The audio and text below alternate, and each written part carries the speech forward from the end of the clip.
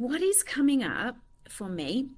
What is coming up for the people I'm talking to in regards to ADHD? And the thing that kept kind of hitting me this week was relationships, right? Problems in relationships, problems in communication within relationships.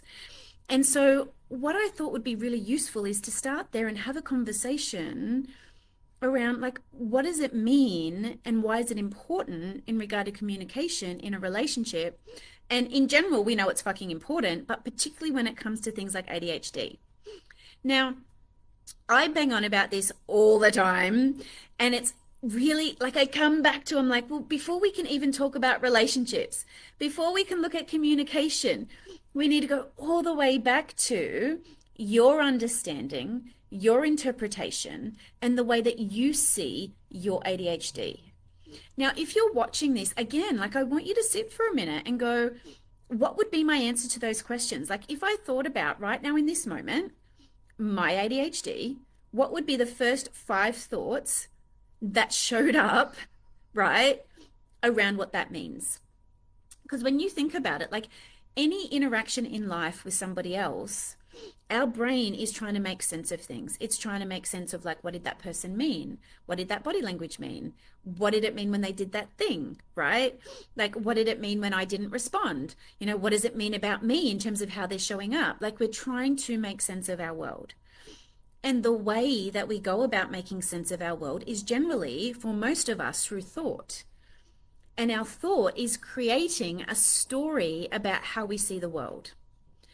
Now, if the information that we pull up to create this story, which is in the default behind us, isn't helpful, isn't factual, isn't supportive of who we are and what's actually going on, then what happens is that story that gets created about what's going on can sometimes create a barrier to communication and relationship, right? So let me break it down for you. What does that actually fucking mean, Sky? Now, what that means is that if you have a story around, I'm an idiot, I'm lazy, I'm not good enough, I should be able to get my shit together, I should be able to clean, I should, right? And then somebody comes at you, or a relationship or a partnership, and says, you're so lazy, why didn't you do the washing up, right? The default story that comes up is, fuck, here we go again, I'm not good enough. And then we get into this reactive communication with our partner. Now, what I want for everybody, but particularly my ADHDers, is to learn to be an advocate for yourself in communication. An advocate doesn't mean that we're coming into communication by arguing, debating, not necessarily even about opinion or judgment. Advocate is coming from a place of, can I please let you know what is happening for me and why the thing happened? So instead of when somebody comes at you and says to you, fuck, you're lazy, you didn't do the washing again, what's wrong with you? Advocate you can come in and go, hey, like, thanks for sharing that with me. And I can see that was frustrating for you. And though, not but, right? And though, what I know about me is that there was no time pressure today. And so I really struggled to do the thing. Because unless I have time pressure, which is part of my ADHD, I struggle to do the most basic tasks. Now, do you see how that's a different conversation? All right. That conversation opens up, well, hey, maybe you can do this to support me. Or is it okay? Like, maybe I'm going to leave it till be 5 minutes before I go out because it will get done. And that's what works for me.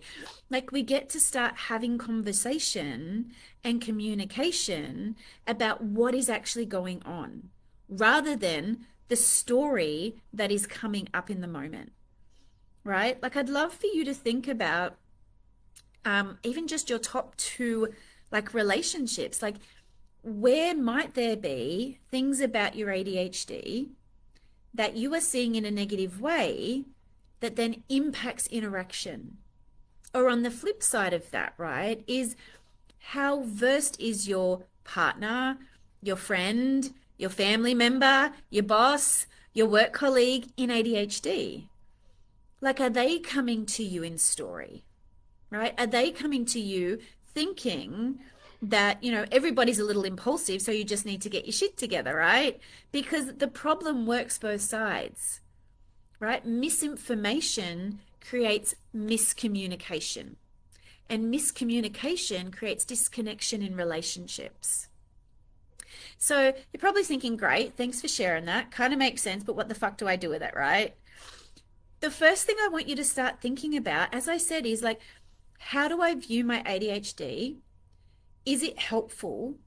And if I show up in that way, am I actually advocating for myself? Or am I reacting from a place of having low self-esteem and not feeling good enough? Because that's the thing we need to pivot with first.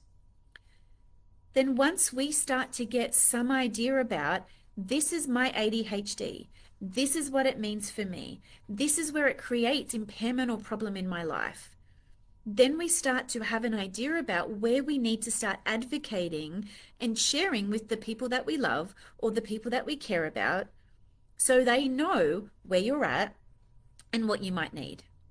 And when I say what you might need, it's not other people's job or responsibility to support your ADHD, right? It's yours. But it also can be your job to advocate and ask for what you need, and then they can choose whether they want to show up, right? Like for me with my husband, it's like, I've got this thing on tomorrow and I'm totally going to forget, even though it's in my phone, it's in my calendar, it's in my mind, it's on my hand. I'm so stressed I'm going to forget. Can you please help me remember, right? And then he gets to choose whether or not he wants to show up and go, sure, no problem. Like 10 minutes before, I'll give you a call. I'll let you know. I'll remind you of the thing, right? We're allowed to ask for what we need, right?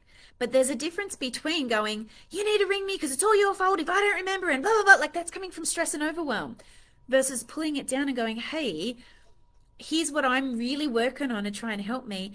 And though, this is what I would love from you to support me in being able to do the thing, right? Like the calmer we are, right? And we're not always calm, let's be honest, we've got fucking ADHD.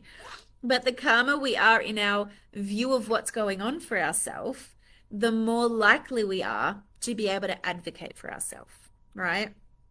Because when you think about it, if the expectation of other people is for you to fit into their expectations, particularly having ADHD, that interaction going to be a bit fucked, right? Because you are going to consistently walk away feeling like you can't do anything right. And it's not that you can't do anything right. It's just that you're not wired to do it in the way that the expectation is. So communicating with your boss, communicating with your friends, communicating with your family, communicating with your partner about how you work, how you function, how you can get the thing done is really, really important. Because otherwise, I don't know about you, but way back when, spent a lot of time in the shame cycle, right? Like so many of us I see were like, okay, I got to do the thing and they want me to do it this way. And I should, because remember we should all over ourselves, do it this way. And then we use all of our energy to try really fucking hard to get it right and to do it that way. And then we fail because it's not the way we do it. It's fucked up. It's hard work and it's just a no, right? But we persist pushing shit uphill.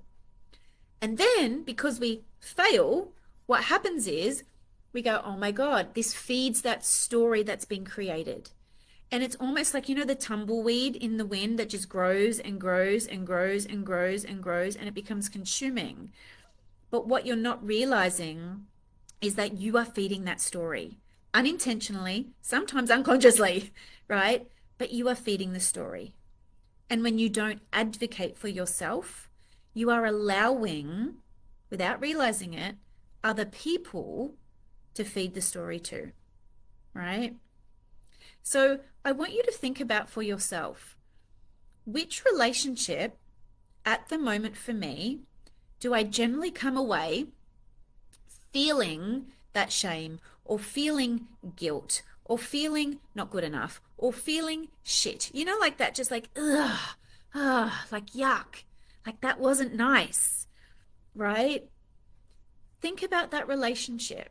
And then what I want you to do is I want you to take some time being really curious about it. What do I notice? Do I notice that there's a story that I create about how I'm meant to show up for this person? Do I notice like certain thoughts about my ADHD when I go to kind of see this person? Right? Do I notice that there's certain things that they might say or do, whether it be intentionally or not, that trigger my shitty story?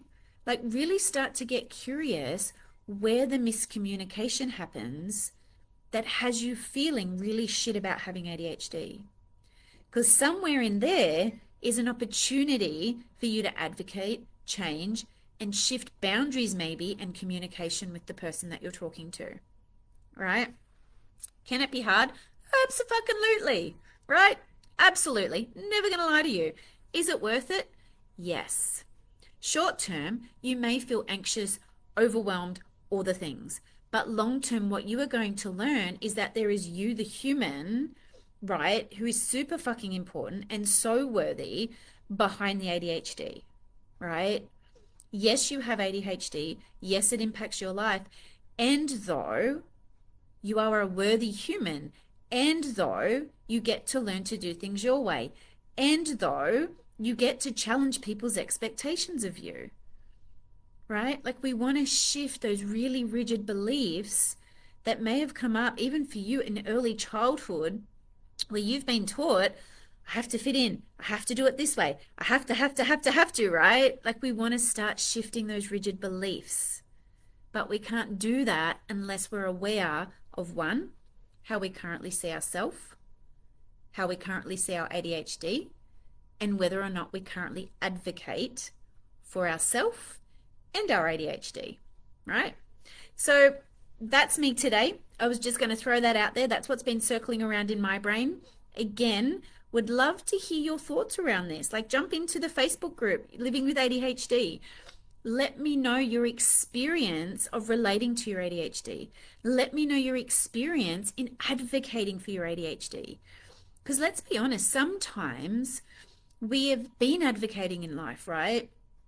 And what has happened we've had pushback, and so we've stopped, right? Like, some of you may be very good at advocating for other people, but just shit out for yourself. And whether that's because of the not good enough story, or you've tried it and you've got really shitty pushback from other people, right? But either way, I want to let you know that that's not a reason to not support yourself. Yeah? It's so important. And sometimes advocating is challenging something. Sometimes it's having a conversation with someone. Sometimes it's walking away from something, right? Advocating isn't always around language. Sometimes advocating is in our behavior. I am not going to sit here and debate with you that I have ADHD when you have no intention of learning or understanding what my experience is like.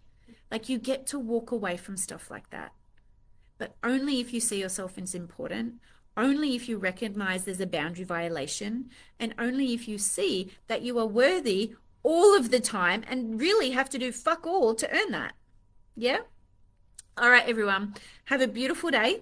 I hope you got something from that conversation, and I would love to hear how you are going to start advocating or continuing to advocate for yourself while living with ADHD. Have a beautiful day.